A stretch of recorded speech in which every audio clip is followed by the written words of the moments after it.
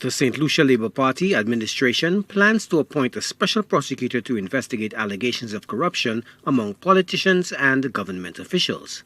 So says Deputy to the Governor General, His Excellency Errol Charles.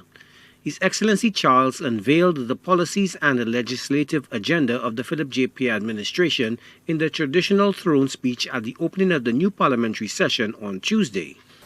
My government, in recognition of the widespread, unprecedented reports of alleged corruption during the term of the last administration, will appoint a special prosecutor to investigate allegations of corruption in government.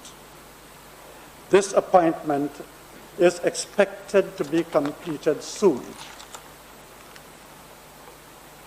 My government will strengthen the Integrity Commission to return our country to a system that respects our democratic norms and the rights of the people. My government will reactivate the bipartisan parliamentary committee to review Justice Susie Doven's Constitution report and the parliamentary recommendations with a view to adopting final recommendations for implementation. Strengthen the Integrity Commission so that it can undertake the more meaningful action against public officials and the politicians who engage in acts of corruption. The Pierre government seeks to give the national security apparatus, including the principal law enforcement agencies, more operational autonomy. In my Prime Minister's configuration of ministries, the absence of a minister for national security. Given the highly important role of the police, the Prime Minister's office will be the oversight authority for police. My government's intention is to provide greater operational independence to our police service and the police commission of police.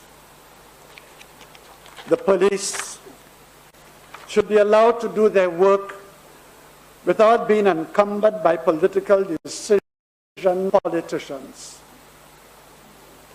In addition to providing the police with the necessary resources to be effective in their work, my government will address the underlying social structures which give rise to crime and deviant behavior.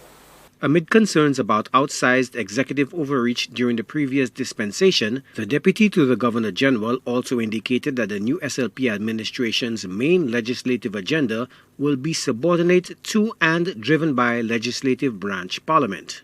My government intends to uphold the Constitution of St. Lucia in both words and deeds. And so, out of respect for the people and the Constitution of St. Lucia, which seeks to provide order and good governance in the management of our country's affairs, the intended structures of Parliament will be observed. Provision has therefore been made to ensure that the position of a Deputy Speaker for the House of Assembly is occupied. The St. Lucia Labour Party administration also plans to review the deals and development agreements hashed out during the last administration and only continue projects which are considered viable. The HIA redevelopment and controversial Desert Star Holdings project will be up for intense scrutiny. The SLP government expressed resolve to keep its promise on paying school facility fees. The Deputy to the Governor General disclosed that the Pierre administration is in the throes of processing the payments for the new school term. It will also meet the cost for the CXC subjects of mathematics and English. Joachim de Plessis, HDS News Force.